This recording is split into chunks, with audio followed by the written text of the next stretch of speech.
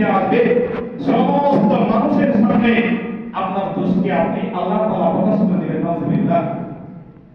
তো দেখেন, দুনিয়াতে আপনি এই 5 জন 10 জনের সামনে আপনি অন্যের দোষ যদি গোপন রাখতে পারেন, তাহলে কাল কিয়ামতের ময়দানে আল্লাহ তাআলা আপনার দোষ গোপন রাখবেন। সুবহানাল্লাহ। তো এই জন্য আমাদেরকে দোষকে, অন্যের দোষ গোপন রাখতে বলা হয়েছে।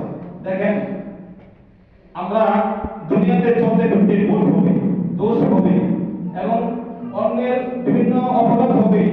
তো এইগুলা যদি আমরা নিজে নিয়ে বসে থাকি যে অন্য কি করলো না করলো, তাহলে তো এই জন্য তো আল্লাহ আমাকে দুনিয়াতে পাঠান নাই। আল্লাহ তো বলছেন, ওয়ালা তাজাসসু, তোমরা অন্যের দোষ তালাশ করিও না, অন্যের দোষ খুঁজিও না, নিজের আমলকে নিজে সাজাও, নিজের জিন্দেগি নিজে সাজাও।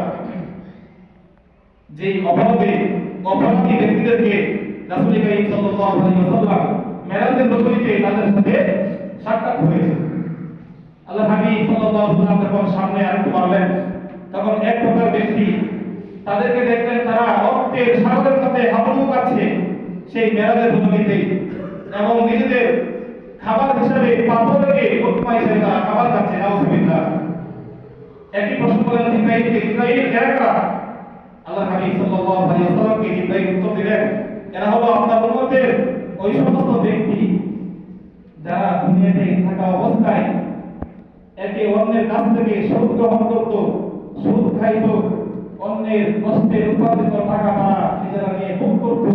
এই কারণে আজকে তাদেরকে এই শাস্তিতে আল্লাহ তাআলা দিয়ে রেখেছেন। নাউযুবিল্লাহ। এটা আমাদের জন্য অনেক দুঃখের বিষয় যে দেখেন, রাসূলকে জান্নাতে জাহান্নামে নিয়ে যে দুনিয়াতে এই সমস্ত উম্মতের অপসংস্কৃতি এবং গুনাহের রাসূলকে দেখিয়েছিলেন, এই সমস্ত দেখানোর পর যদি উম্মত তাদেরকে বলার মাধ্যমে যদি তাদের এই সমস্ত অপকর্ম গুনাহ থেকে ফিরে আসে, তাহলে রাসূল তাদের জন্য সুসংবাদ দিয়েছেন, অনেক সুসংবাদ দিয়েছেন। এইভাবে যখন সামনে আগালেন, আরেকটু আগানোর পরে দেখতে পেলেন যে মানুষ পাথর দিয়ে নিজের চেহারাকে ছোট বিচ্ছিন্ন করে দিচ্ছে, আবার কিছুক্ষণ করে আবার আল্লাহ তাআলা তাদের চেহারাকে আগের মতো ঠিক করে দেয়, আবারও পাথর দিয়ে তাদের চেহারাকে ছোট বিচ্ছিন্ন করে দেয়।